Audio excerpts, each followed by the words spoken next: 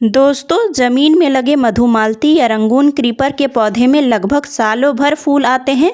वहीं बात करें गमलों या ग्रो बैग्स में लगे मधुमालती के पौधे में, तो इसमें जुलाई से लेकर अक्टूबर तक बहुत अच्छी फ्लावरिंग होती है। और जैसे ही नवंबर का मंथ शुरू होता है, धीरे धीरे ठंड शुरू होती है और ये गमलों में लगे मधुमालती के पौधे में फ्लावरिंग कम होने लगती है और दिसंबर जनवरी आते आते पौधा डोरमेंसी में जाने लगता है। तो दोस्तों, अगर आपने इस पौधे को गमले में लगा रखा है और अब तक आपके पौधे में अच्छी ग्रोथ और फ्लावरिंग नहीं हो रही है, तो आज की इस वीडियो में मैं आपके साथ मधुमालती की केयर टिप्स के साथ एक ऐसे फर्टिलाइज़र के बारे में बताने वाली हूँ जिसके इस्तेमाल के कुछ ही दिनों में मधुमालती में कलियां बननी शुरू हो जाएंगी। तो दोस्तों, वीडियो में अंत तक बने रहें और वीडियो देखने के बाद अच्छी लगे तो लाइक शेयर कमेंट ज़रूर करें। साथ ही चैनल पर पहली बार विजिट कर रहे हैं तो चैनल को सब्सक्राइब कर बेल आइकन को भी प्रेस कर ले। तो चलिए शुरू करते हैं। हेलो दोस्तों, welcome back to my YouTube channel Shubh Bagwani. तो दोस्तों, मधुमालती एक परमानेंट फूलों की बेल है जिसे मधुमालती, रंगून क्रीपर और झुमका बेल भी कहते हैं। इस बेल में बेहद खूबसूरत फूलों के गुच्छे आते हैं जिनसे हल्की हल्की खुशबू भी आती है। देखने में ये फूल बेहद खूबसूरत लगते हैं और एक ही फूल 3 कलर में चेंज होता है। जब ये खिलता है तब वाइट होता है, फिर यह लाइट पिंक हो जाता है और लास्ट में यह रेड कलर का हो जाता है।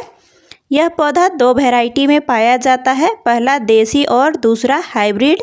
देसी पौधे को ज़मीन में लगाया जाता है और इसमें लगभग सालों भर फूल आते हैं।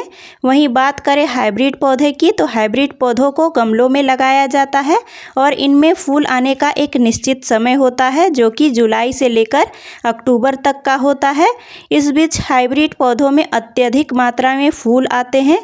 हर 1.5 से 2 साल में गमलों में लगे पौधों को रिपोर्ट करना चाहिए क्योंकि इनकी ग्रोथ काफ़ी तेज़ी से होती है और जड़ें पूरे गमले में भर जाती हैं। तो चलिए जानते हैं कि गमले में लगे मधुमालती की केयर कैसे करनी है और इनमें कौन से खाद डालने हैं जिससे पौधा फूलों के गुच्छों से भर जाए। तो दोस्तों, चूँकि मधुमालती एक बेल वाला पौधा है इसलिए इसकी ग्रोथ काफ़ी तेज़ी से होती है। तो जब भी इसका पौधा नर्सरी से लाएं या कटिंग द्वारा तैयार किए हुए पौधे को रिपोर्ट करें तो कम से कम 12 से 15 इंच का गमला लेने की कोशिश करें क्योंकि जितनी तेज़ी से इसकी ब्रांचेस बढ़ती हैं उतनी ही तेज़ी से इसकी जड़ें भी ग्रोथ करती हैं। मधुमालती से ज़्यादा मात्रा में फूल पाने के लिए जिस ब्रांच में फूल खिलकर मुरझा चुके हैं उस ब्रांच को कट करके हटा दें। कट करने से मल्टीपल ब्रांचेस निकलेंगी और ज़्यादा मात्रा में फूल भी खिलेंगे। मधुमालती के पौधे को हल्की नमी वाली मिट्टी पसंद है, लेकिन गर्मी में और जब इसमें फ्लावरिंग हो रही हो तब अच्छे से पानी देना ज़रूरी है और जब इसमें ग्रोथ हो रही हो तब इसमें ज़्यादा पानी डालने से बचना है क्योंकि इस टाइम पर ज़्यादा पानी डालने से पौधा अपनी पत्तियों को पीला करके गिराने लगता है। मधुमालती का पौधा एक हार्डी प्लांट है और सनलाइट लविंग प्लांट है, लेकिन गमलों में लगे पौधे के पास मिट्टी से लेकर खाद सब कुछ लिमिटेड होता है, इसलिए इसके लिए समर के टाइम पर सुबह के 4 से 5 घंटे की धूप इनफ होती है। तो चलिए अब जानते हैं अगर मधुमालती के पौधे में बिल्कुल भी फूल नहीं आ रहे हैं तो कौन कौन से फर्टिलाइज़र डालने चाहिए जिससे जल्दी और ज़्यादा मात्रा में फूल आ सके। तो दोस्तों, लगभग 1 मंथ पहले मेरे मधुमालती के पौधे में बिल्कुल भी फ्लावरिंग नहीं हो रही थी। तब मैंने कौन कौन से फर्टिलाइज़र का इस्तेमाल किया, चलिए जानते हैं। सबसे पहले अगर गमले में सूखी पत्तियां गिरी हुई हैं तो उन्हें चुनकर हटा दें क्योंकि बरसात में इन्हीं पत्तियों की वजह से फंगस लगने के चांसेस रहते हैं। इसके बाद मिट्टी की हल्की हल्की गुड़ाई करनी है।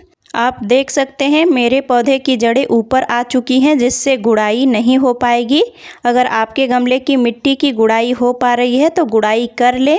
गुड़ाई करने के बाद अगर आपका पौधा 12 से 15 इंच के गमले में लगा है तो 4 से 5 मुट्ठी गोबर की खाद या वर्मी कंपोस्ट लें और गमले के चारों ओर फैला दें।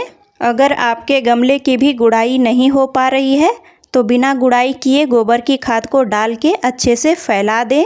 अब 1 छोटा चम्मच DAP के दाने को पूरे गमले में अच्छे से फैला दें और हल्की हल्की मिट्टी से कवर कर दें। कवर करने के बाद बारिश आने जैसा मौसम नहीं है तो अच्छे से वाटरिंग कर दें और अगर बारिश आने वाली हो तो वाटरिंग बिल्कुल भी ना करें। गोबर की खाद और डीएपी दोनों का एक साथ इस्तेमाल करने से पौधे को ग्रोथ और फ्लावरिंग के लिए ज़रूरी पोषक तत्व आसानी से प्राप्त हो जाते हैं और खाद डालने के 1 सप्ताह के अंदर पौधे में कलियां बननी शुरू हो जाएंगी। 1 सप्ताह के बाद आप देख सकते हैं पौधे में कलियां बननी शुरू हो गई हैं। जब पौधे में कलियां बननी शुरू हो जाएं तब आपको 1 से 2 चम्मच सरसों खली का पाउडर डालना है। इस तरीके से थोड़ी सी केयर और प्रॉपर फर्टिलाइज़र के इस्तेमाल से आपका मधुमालती का पौधा फूलों से भर जाएगा। तो दोस्तों उम्मीद करती हूँ आज की ये वीडियो आपको अच्छी लगी होगी। अच्छी लगी हो तो एक लाइक ज़रूर करें, साथ ही चैनल पर नए हैं तो चैनल को सब्सक्राइब कर बेल आइकन को भी प्रेस कर लें। तो चलिए फिर मिलते हैं एक नई वीडियो के साथ। राधे राधे।